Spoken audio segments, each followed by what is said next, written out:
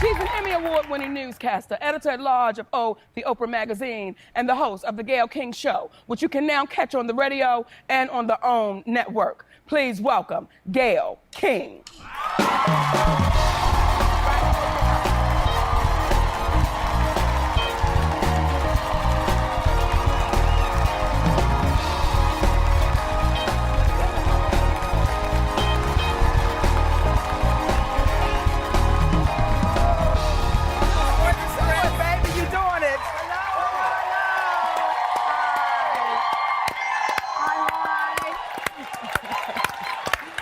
Rodney. Let's have a seat now. Look, I'm just grateful that I made it down the steps without falling, because I've been looking at the show, Monique. I don't know, you actually dance down the steps. Well, I'm like this. Help me, Rodney. Help me, help me, help me. Because I have this beautiful brother that I've been saying that no one else can hear in the world. Come get me. Come get me. Now, Gayle, I just did your show. Yes, and when I did the show, you said, Monique, I'm going to go get me a new outfit. No, you should have seen me looking at the couch, what color would go, because this is my penthouse outfit. And then when your guy came to mic me, he goes, oh, you're going to wear those necklaces? Yes, this is my penthouse outfit. And the shoes, walking on stilts today, because I wanted to look cute in the penthouse. She's doing it up. Thank you, audience. Thank you. Right, you're rocking it. But what's the preparation that goes into it? Like, what is the preparation that goes into picking out that outfit, and will you wear it again?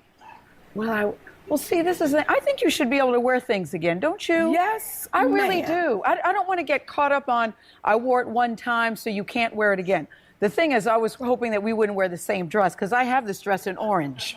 And this was one of my contenders, too. So I just think you want to look at the couch. You want to look at you and me together. I know people dress up for the penthouse, so I knew I wanted to do that. I wanted to have nice shoes. I wanted to look good for you. You are rocking it, Miss Gayle. Thank you. Now let's get the information about Miss Gayle. Grew up in Turkey. I know, in Ankara, Turkey. I know. I always envy people that say I was born and raised, say, in Atlanta, born and raised in New York. I grew up in Ankara, Turkey, from 1st grade to 6th grade. So, I grew up in a class where there were like 3 black kids. I was one of the 3.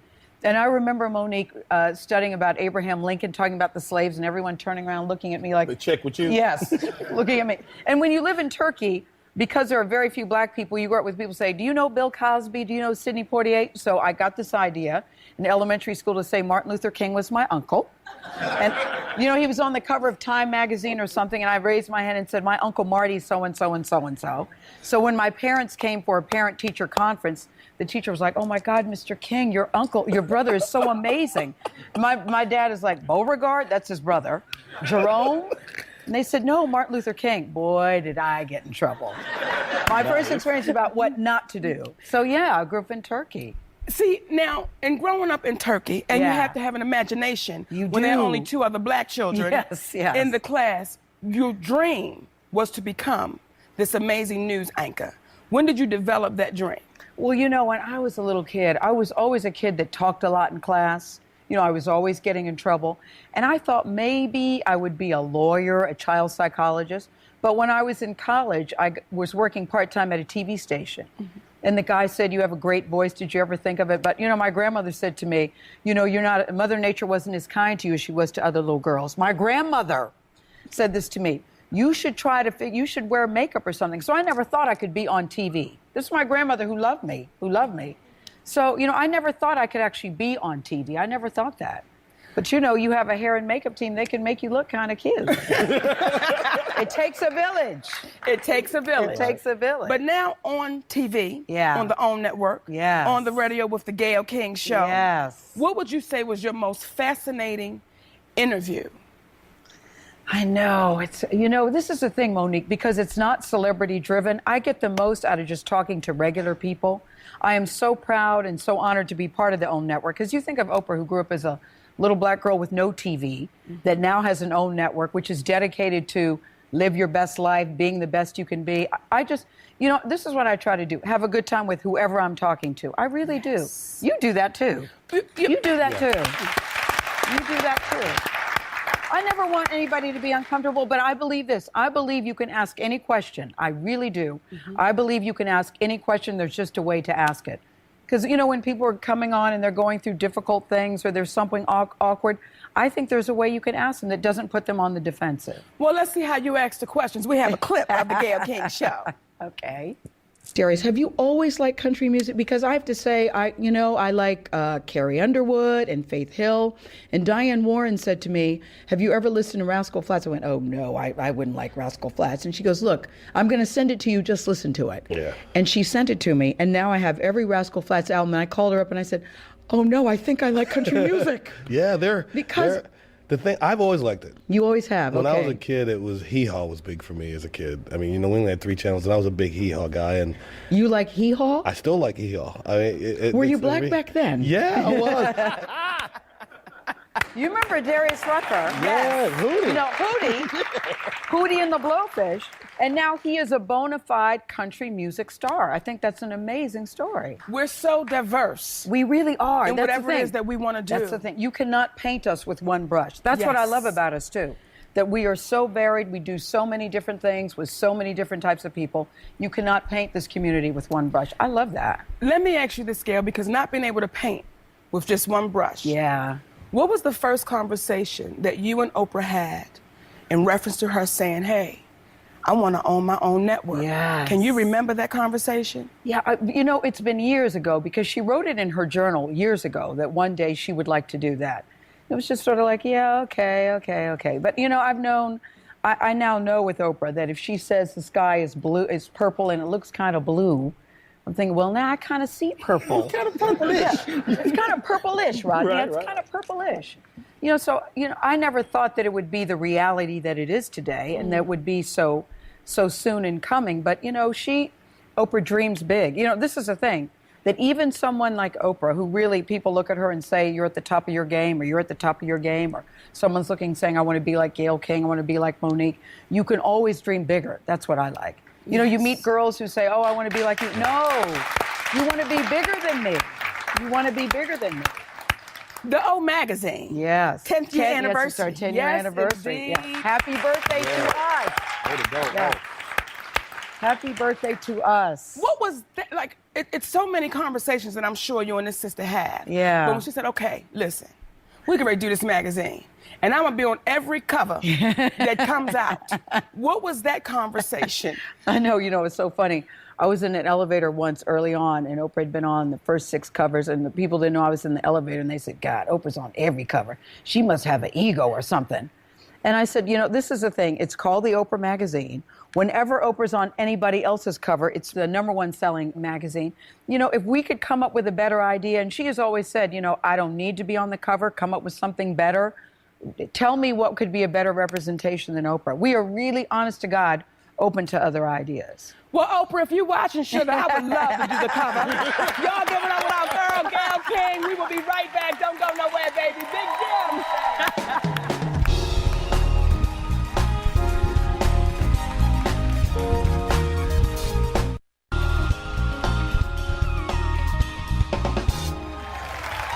Welcome back. I'm here with the one and only Miss Gayle King. Thank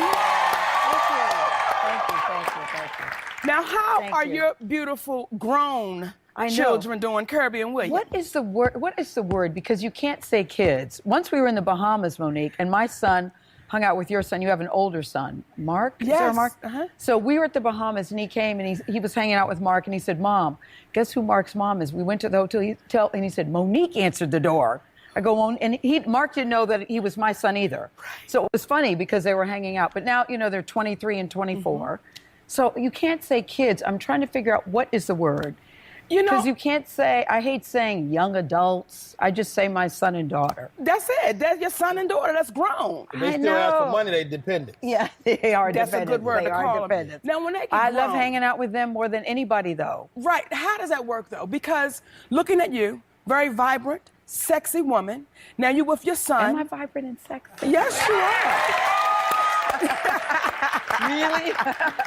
And how does that work? You hanging out with your grown children, yes. at a Jay-Z concert. Oh, New Year's Eve, Jay-Z. New Year's, can you imagine bringing in the new, I love Jay-Z. Love him. Jay-Z and Coldplay at the new concert. I know, that's what I said. We went to the Yankee Stadium with Jay-Z filled out Yankee Stadium. I'm a big Jay-Z fan. So they each went with a date. I went with my date, Where's Waldo, who's my constant date of all things, where they say, who are you bringing? Where's Waldo? You know that game where you're trying to think, where is he? Where is he? But so, we go to different places and they hang out with their friends and then we come together. But, we're very, very close. I like the fact that they still at this age value my opinion, want to be around me. I never want to be at a stage where they go, good, mom's on the phone. Right. I don't want that. We have a really good relationship. Now, going through your divorce. Yeah, they were 5 and 6. How were you able to keep them strong and not fall into what some kids do, that depression, oh, I can't believe it, the mom and dad are fighting. How were you able to deal with that? Well, I really worried about that because you read so much about kids when they go through a divorce, they're all screwed up. And what I realize is they don't have to be. As long as kids feel love and secure, the problem is this, you're mad at him, he's mad at you. And I decided early on, Monique, I didn't want to be the girl because I've survived cheater, pumpkin eater. We're a very big group. There's a lot of us in this club. And I've decided... I'm not. I didn't say you were. I said there's a lot of us. You know what I'm talking about. But I decided I didn't want to go through life going, you know what he did to me? You know what happened was? So you have to make the decision that the children love their father, the father loves their children, and it's in the best interest for us to come together and be civil and cordial. And my ex and I, knock on wood, were able to do that for as long as, and I think as long as you have children, you have to sort of suck it up, put on your big girl pants, and it's not an easy process. I get it. But I think it's the most important. It bothers me when I see women who are so mad at him that they try to use the kids as pawn, because the kids really love their dad and they need their father. Yes. Just because he might not have been a good husband to you does not negate that he can be a good father. I mean that. So I wish him well. I do. I really wish him well. Do they still hang out with their dad? Yeah, they do. Yeah, they have a good Wonderful. relationship. They have a good relationship with him. What would you say, Gayle, was some advice that you gave your children when they were younger that they listen to now, that they follow? I really, it's so funny because I've told them so many things. I'm still one of those very involved. I'm having a thing right now with favorite daughter Kirby because she doesn't want to have a landline telephone because she said nobody has landline telephones. Everybody has cell phones. And so I insisted that she keep the landline phone because I think, what if your battery goes dead? What if I need to get you? She said, you're the only one that calls me on it. It's a waste of time, a waste of money. But and maybe I need to release it. I don't know, but I can't. But I mean, growing up, I think that they have a lot of blessings in their life, but I wanted them to know you have to work. All of my kids, all 2 of them. I was no, there's only 2. No, both of them. I insisted that they have jobs. I insisted that they know that just because they're blessed doesn't make them better, that they have to work very hard and that they have to do something for themselves. I think raising happy, healthy, responsible kids is the best you can do. The best compliment you can give me is, I met your son and daughter, and they are really lovely people. There's nothing better than that. Nothing. Now, nothing. Because you keep using the word blessed. Yes. How is it that when you are best friends with Oprah Winfrey for over 30 years? Yeah. We were friends since we were 21 and 22, and now we're 56 and 57. She's older. She just had a birthday. Happy birthday, Oprah, yeah. But how was that, keeping your kids grounded when Auntie Auntie O. is Auntie O, and we can have pretty much whatever we want in life? How were you able to keep them grounded? And did you have to have a conversation with Oprah saying, listen, don't get them that. Yeah. They're not ready. It's not time. No, this is a thing because, I was a news anchor since they were born in TV news. So they have always grown up with with a mother that had a very public job. Oprah certainly has a very public job. So for them, it was just sort of natural to them to be involved in the public eye.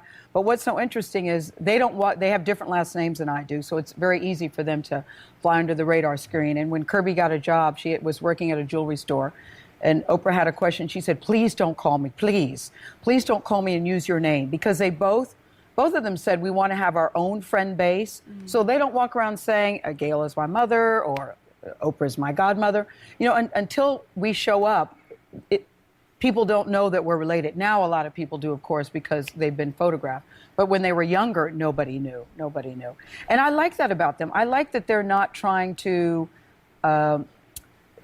try to get by on that. Both of them. Neither one of them want to do that. They're very special kids because all the kids I know would be calling people, do you know who my aunt is, sugar? Just turn the TV on. She's right there. Exploit my little name. No. Now, No, this is a good story, Monique, for you.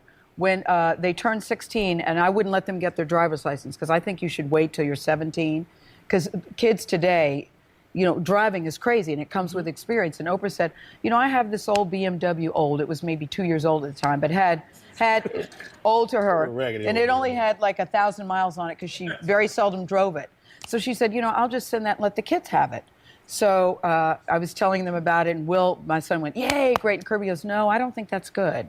And Will's like, what do you mean? She goes, well, if we get that now, what do we have to work for when we get older? Mom, I know that would save us money. I'm thinking, yeah, it would. She goes, I know that would save us money, but I don't really want to do that. She had been online, so we got a Honda Pilot, which is very lovely. Yeah. But I admire the fact that she, even at 16, 17, said, no, I don't think that's good. Because if we're 16 and 17 and we have a car like that, and this was her, because I'm like, are you sure? But she said, what do we have to look forward to? Was your son like, hold on? Yeah. Boys are different. Yeah, they are. Yeah. Now, being still a young woman. Yeah. And dating.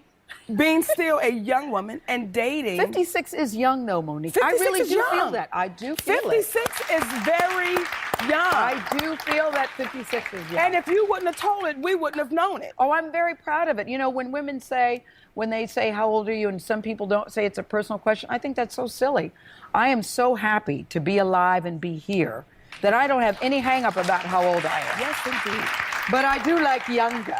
You like younger? I do. And Gayle, every woman should have what she wants. So what are the qualities that you look for in a man? Someone who takes a milk bath. Okay? 2 cups. 2 cups.